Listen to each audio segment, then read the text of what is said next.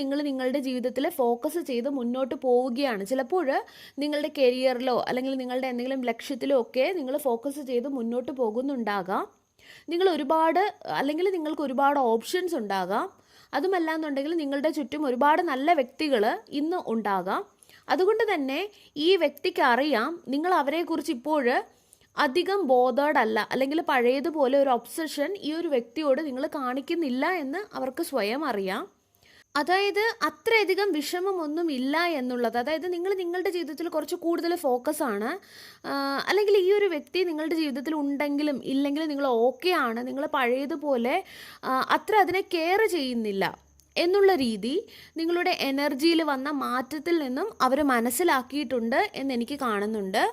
അതുപോലെ ഇന്ന് എന്താണ് നിങ്ങൾക്ക് വേണ്ടത് എന്ന് നിങ്ങൾക്ക് വ്യക്തമായിട്ട് അറിയാം. അത് നിങ്ങൾ ഈ ഒരു വ്യക്തിയോട് ചിലപ്പോൾ ക്ലിയർ ആയിട്ട് പറഞ്ഞിട്ടും ഉണ്ടാകാം.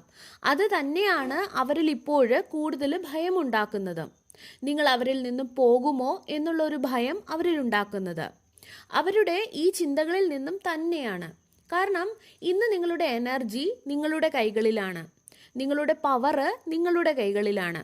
നിങ്ങൾ എന്തർഹിക്കുന്നുണ്ട് എന്നുള്ളത് നിങ്ങൾ മനസ്സിലാക്കി എന്നുള്ളത് അവർക്കും സ്വയം ബോധ്യം വന്നിട്ടുണ്ട്.